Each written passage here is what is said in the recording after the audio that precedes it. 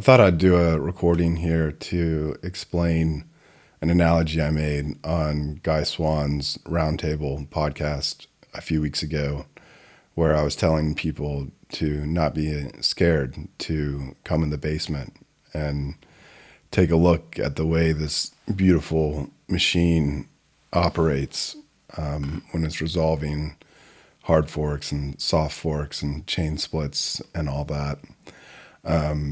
Obviously, this is in the context of the BIP 110 stuff, and I've really enjoyed seeing people release kind of their own videos when they can kind of talk more passionately about their connection with this whole Bitcoin project and what it means to them. So I thought I'd be a part of that too. Probably get a little bit of my backstory in here. But my main point with that analogy of coming in the basement is that I see a lot of this stuff, a lot of these problems that we have operating on kind of a layer above what I see as the real greatness of the machine, like the gift that Satoshi gave us. And this machine lives in the basement. This stuff we have on top, all the fiat stuff, all the buying, all the selling. I'm not saying that the USD price of Bitcoin isn't important, but all of this stuff that has grown on top of it is sort of a distraction in a way. And the thing that operates in the basement is that beautiful Nakamoto consensus solution of the Byzantine generals problem, digital signatures, proof of work, finding a solution through problems without a leader, dealing with chain splits. This kind of stuff, I understand the feeling of anxiety. It can be a little scary. And I was definitely nervous the first time I saw my first few chain splits. But now I'm at the point, I have been at the point for a long time where I see those things as the strength of the whole concept instead of the weakness of it. You know, Satoshi Nakamoto should get a Nobel Peace Prize or whatever. I don't know, Nobel Peace Prize isn't cool anymore, I guess. But whatever, like the highest form of scientific achievement award is for his solution of the Byzantine generals problem.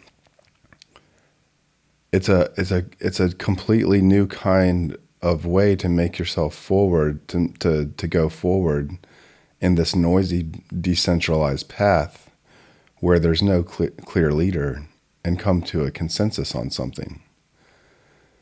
That was the major breakthrough. It's a breakthrough in computer science and economics and maybe some other things at the same time. This thing was so weird when we first saw it, when I first saw it in 2012. The feeling was like, did an alien like drop this thing on us because it saw how bad we were struggling with fiat money, and did it just give us the path forward and just disappear? Because no one's ever seen anything like this before. Its resiliency and its robustness.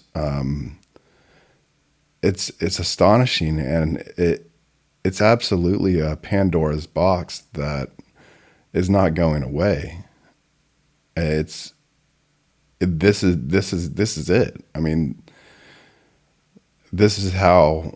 is the sly roundabout way that Hayek talked about, that,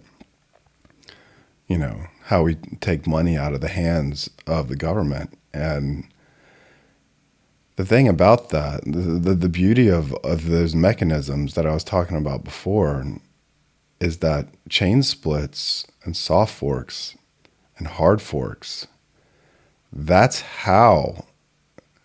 why this thing is so robust and so beautiful.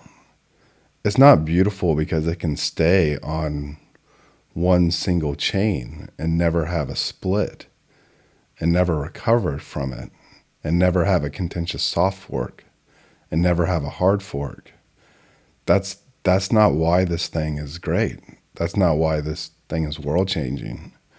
It's world changing because it expects those things and it handles those things. That's the magic of it. The magic of it isn't a single path. But I don't want to be dismissive of the feeling. The only analogy I could think of was that of training training wheels on a bike. Excuse me. When you're a kid learning how to ride a bike, the idea of the training wheels comes off feels like really scary. But once you take the training wheels off and you see that you can ride without them, you don't just see that you can ride without them. Like, you see how much they were holding you back. Like, you see, like, you can pedal so much faster. You can, like, get your leverage, get your torque going side to side. You can take these curves at high speed. Like, the training wheels are kind of the thing that seems safe at first, but the bike without the training wheels, like, that's the magic of the bike. And that's how I see this whole chain split, soft fork, hard fork stuff now. I mean, if that wasn't the magic of Bitcoin, like, I probably wouldn't have, like, devoted my whole life to it like I have.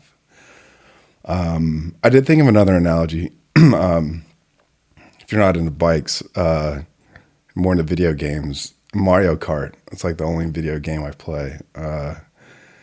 In Mario Kart, if you just hit go, it's going to put you in auto steer mode. It's going to keep you from going too far out of bounds and stuff like that. But, if you want to set a course record, like, if you want to power slide around those slides, if you want to hit the jump that's in the grass, you can't have auto steer on. You can't have the safety rails on. You got to go in the settings and take those things off. And, that's when you see, like, this whole new level. But it's that same idea of something that kind of feels safe at first. You don't realize that that's keeping you from understanding the true power, the true system of what the system can really do. And in the Bitcoin case, it's what it's built for. I'll get a little bit more technical and a little bit more about Bitcoin now. Here's one thing that's hard for people to believe. It's hard to believe ever since 2018 happened. It's hard to believe that the purpose of every new cryptocurrency and every fork of Bitcoin, it's hard to believe that the purpose isn't for pump and dump, because that's all we've seen since. And it's just been an avalanche of them, and it's been disgusting. And, it's like so disgusting that, like, we're at the point now where we're like, yeah, cryptocurrency is the best form of humanity and the worst form of humanity at the same time. And by best form of humanity, we mean Bitcoin. And by worst form of humanity, we mean every other altcoin that has happened. But it wasn't always like that. I mean, especially for me, and I know from all the early people that were in it as well, there was a genuine sense of, okay, well, this alien dropped this thing off here, like, but do we know that all these knobs are turned to the right setting? There's like 50 knobs on this thing. Like, well, what if we turn the knob a little bit? I mean, are we going to make a better form of cryptocurrency like that? And by better form of cryptocurrency, we weren't thinking like, oh, it's something that I'm going to get rich off of. There was a genuine sense of, like, 2009 just happened. Value of my house in Florida dropped in half. I lost everything my grandfather gave me. I mean, like the Occupy Wall Street didn't work. Like we had to find a path forward. Like we had to rebuild the financial system. That's clear today. That's clear now. Like and that's happening. And it's going to be through this gift that Satoshi gave us. And so in those early days, we were like, we really just need to build the best thing here. There's Feathercoin. Oh yeah, maybe the blocks are too heavy. Maybe the blocks need to come out faster. There's Litecoin. There you saw the beginning of some of the less serious stuff like Doge and Dash and Ripple. Even Ethereum in the beginning did not appear at all to me like scam. It seemed like this dude that wanted to try out if Turing completeness really was a huge benefit to a cryptocurrency. And, that's why I gave him money. I gave him Bitcoin to start it. Confession. I've got the Ethereum Genesis block and the pre-mine. Like I'm the worst form of all shitcoiners. I ended up selling that, by the way, after a hard fork, which taught me a good lesson about what hard forks are. But in that era, and we still might kind of be in that era in a way. We think we've grown out of it, but we might not have. We're still searching for the best set of consensus rules. We're searching for the best operating system of this magic beast that's going to be the best form of money. Even Adam Back, if you look at him, he was like, yeah, I tried for ages. He was trying to do the same thing, right? He was trying to break Bitcoin. He was trying to find parameters. And there's that famous tweet from him where he was like, yeah, I just couldn't find any way to make it better. And that's kind of has been the story. Like we've tried all these different things.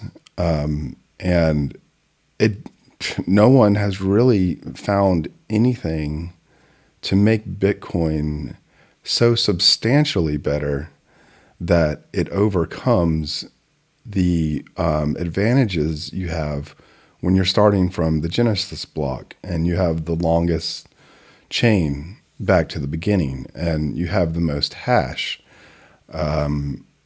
Not to mention just the first mover advantage, reputation, like all that secondary stuff. But just from like a technical stuff, no one's really found anything that is so significantly better than the Bitcoin consensus rules that it's gotten more attention or taken over. That may continue to be the case. It may not be. We've also made a lot of changes, especially since, the massive change with SegWit and then a very massive change with Taproot. Since then, that not everybody really agrees upon were the best changes to make to consensus. Those are radical departures from what Satoshi gave us, and you'll even see that now with why the Bitcoin Cash guys are like re-emerging in your feed. You can sense a little bit of like a "I told you so" there, because at least the Bitcoin Cash guys in my feed have been seem to hate Taproot, and they're like, "Yeah, we told you Taproot was going to be a disaster," and it was. So they feel like a little bit more confident in saying that stuff now. We're still kind of in this. We're having a major debate right now about elements of Taproot, elements of data carrier size, how much arbitrary data we should be allowed, we should allow in Bitcoin. Is it the case that the fee market of Bitcoin is so dynamic and important that it will naturally make arbitrary data go away, because the most important use case of Bitcoin is going to be money, and people are going to pay more for that? Or is the design of the consensus rules important for whether that dynamic fee market even works or not? And if it is important, how important is it? There's things that you can do that make spam easier, make spam harder. I don't think it's a good take to claim that there's no such thing as arbitrary data, or you can't define arbitrary data. And I mean that from a protocol sense. There are things that make a transaction valid and invalid. Bitcoin rejects transactions. If you look at the bytes of a transaction, so it's got all these complicated things, right? Like inputs, outputs, the signatures, opcodes, all this stuff's complicated. But you can think about that from a simple byte perspective. If you went into that transaction with a toothpick and you just started flipping bits, ones to zeros and stuff like that, there's some bits that you're going to ruin everything. And then there's some bits that that transaction is going to go through no matter what that bit is. There's a little bit of a complication there with the fact that you have to take a hash of it. But if you don't think about the hash and the transaction ID, you just think about okay, and this op true, if true equals false, load a bunch of data. If you go in there and change those bytes of the data, it's not going to change anything about the script validity of it, So there is a real meaningful sense in which you can define. I've been working on this definition, and I'm trying to make it airtight so that none of the trolls go after me and stuff. And y'all know how that is. But it's pretty obvious, even from a protocol perspective, that you can define what's arbitrary bytes and what isn't arbitrary bytes. So you need to. So I think it's best if stop trying to There's a sense in which a protocol, the consensus rules, can try harder to not allow arbitrary data, and a sense in which it can allow, Dropbox coin or something like that. You design this stuff. How the protocol is designed, it does matter. How much does it matter? I don't know. I'm a fan of BIP 110. I think BIP 110 is a superior, regardless of all the stupid ad hominem, all the cult stuff, whatever. I think BIP 110 is a better set of protocol rules. I think OpIf was a big mistake in Taproot. Taproot. The whole point of Taproot is that you can do your branches and leaves. And you don't have to reveal the leaves. They can stay hidden. It's more private. It's more efficient. Instead of if this, do this. If not, do that. That's a branch, right? Well, you can do that in leaves. Leaf A, do this. Leaf A, do that. You split, when you, in Taproot, if you only want to use this side of the branch, you only have to reveal it. You only have to sign for it. This one stays completely hidden. If you use if, then the whole thing is on the script. You don't hide anything. You don't get any efficiency. The whole point of Taproot was to use branches, and nobody's using them. And look on my Twitter feed. Look at the studies that I do when I analyze all forms of TapScript that have ever been used on chain. 99% of the time, anybody's using an op-if statement. They're saying op-if true equals false, load this JPEG, or not, load some arbitrary data. It's very clear how they're using it. They're starting it with if true equals false. They say if true equals false so that the thing can avoid going through the script interpreter. It's a way of hacking around to make sure your data doesn't actually get processed by the script, when the whole point of a script interpreter is to interpret scripts. It's a way of getting around that. and that's 99.6% of the way, all op ifs 130 million times has been used.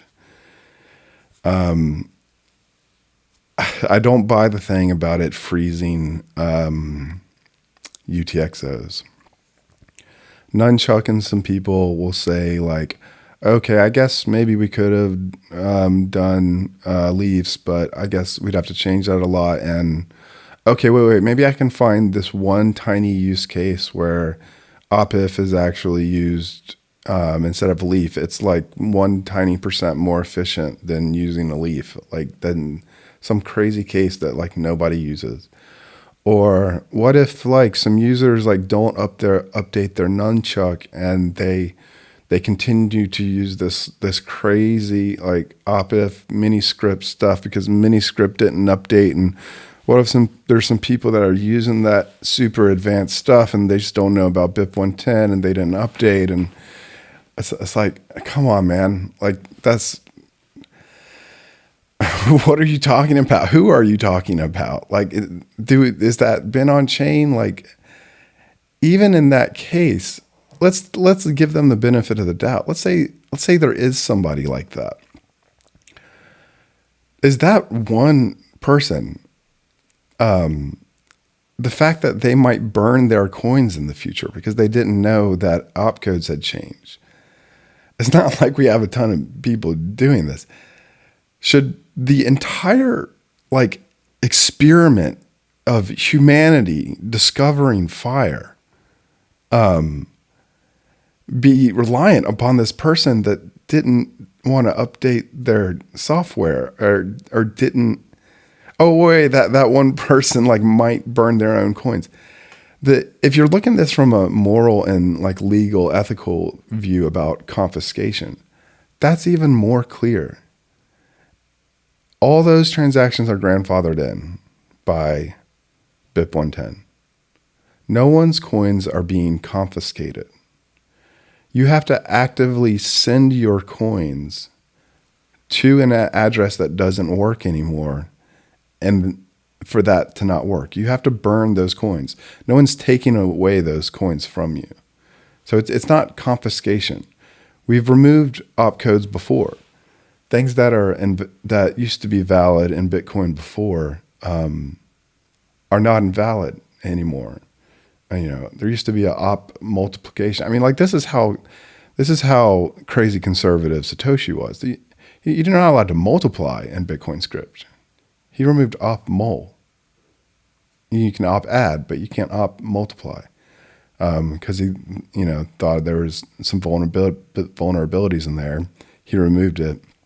Today, if you send a transaction to opmul or to a script that uses opmul, you've burnt it. It wasn't confiscated from you. You made the transaction. You didn't know that the opcodes changed. Like that, that's an unfortunate thing, and especially if a lot of people are using it, but not a lot of people are using this crazy nunchuck op-if stuff that they claim to. And, if a ton of people were using that, like maybe we'd think a lot differently, but you're not going to let one person or maybe 0 people like hold you back from something like that. The Bitcoin experiment's too important to like always handhold people from burning their coins if they're using like the craziest latest beta software stuff and, aren't paying attention.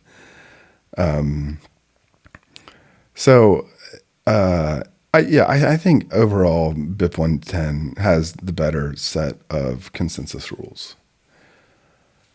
I don't know how this is going to go. I don't even totally dismiss the idea that BIP 110 is not necessary because maybe this fee market thing is more real than I thought it was. Maybe what will happen is that this BIP 110 scare, let me just give you one situation in this scare that could like make me think I was thinking about something differently. Let's say the BIP 110 scare makes everyone realize that, oh, Coinbase isn't going to split my coins. I'm not going to get double coins unless I withdraw those things. Coinbase, what are you doing? We haven't heard anything from you. Splitting those coins or not? We don't know. We still don't know. Oh, it's our right to decide whether we're going to split them. Okay, fine. Well, I'm taking my coins off because you're not telling me whether you're deciding or not. If this happens in droves, like think, and this is part of the beauty of the whole system that I'm talking about that's underneath. Think about this, like massive withdrawals from Coinbase, all right? What does that do? That like increases the fee market like crazy. And that gets more people comfortable actually using their own coins on there. What does that do? That drives up more natural activity on chain on the base layer. You know, back when we had a lot of natural activity on chain on the base layer, we didn't have all this trust in the custodians. You know, we're at ridiculous levels of custodial trust right now. Like it's crazy. But what if like the chain split scare makes people withdraw from the custodians, more transactions come back on chain.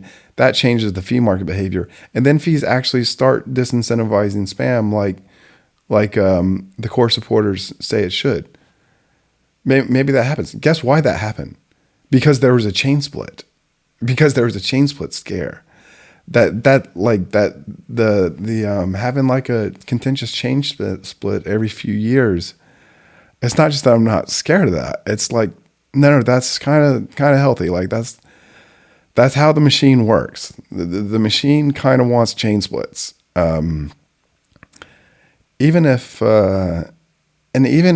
there was a hard fork, let's say like the BIP 110 thing turned into a hard fork, which I hope it doesn't. I hope BIP 110 wins. I think it's the superior set of consensus rules. Whether or not that stuff with spam, fee market, disincentives, whatever works or not, op-if sucks. Taproot off is freaking embarrassment. But even if BIP 110 turns into a hard fork, you know, like maybe the great machine in the basement has decided that the centralization of mining pools with 5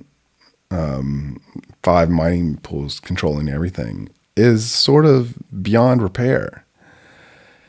And like a new thing has to start.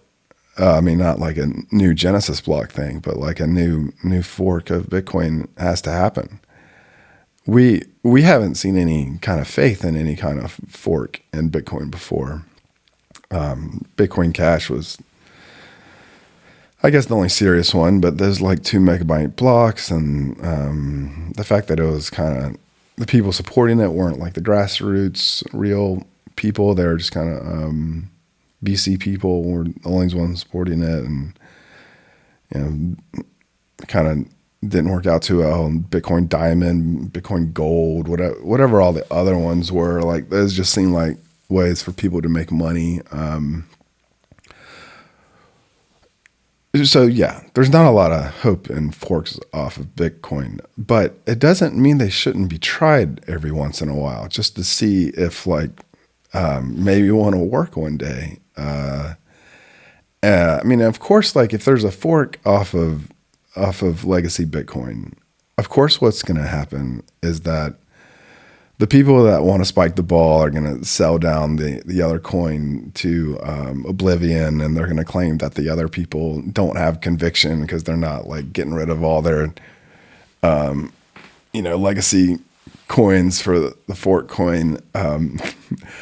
That's going to happen. But you just kind of have to like watch that and laugh, because like I'm not doing anything. I don't know what the machine's doing. Like I don't know how this is gonna work out. I'm in the game. Like I'm on the field with the ball, like playing. I'm not in the stands betting on like whether I'm gonna score this goal while I'm kicking it. Like I'm on the field, and I'm not betting on anything. I'm watching this thing play out, because this thing is like way too complicated for us to understand. But I don't think it's impossible that at some point we have a fork of legacy Bitcoin that has a superior set of consensus rules It doesn't have anybody trying to game the system. It doesn't have people that are trying to like, you know, whatever, start the coin just so that they can get rich. Like it's done by a group of people that are really just trying to make better consensus rules. Most of the time they choose wrong, but I don't think it's impossible that one day they choose right. And after their fork coin gets sold to zero after the spike the ball era, you know, 3 years later, 4 years later, like all the ball spikers are out of balls to spike, and like, you know, the other people are still there. Like they still think their consensus rules are better. And, you know, maybe it goes on. I mean, like that last time I'm saying is like, this is a Pandora's box. And that's the greatness of it. I guess I'll like start to wrap up here. Understand why chain splits are scary. Chain splits are how Satoshi solved the Byzantine general's problem.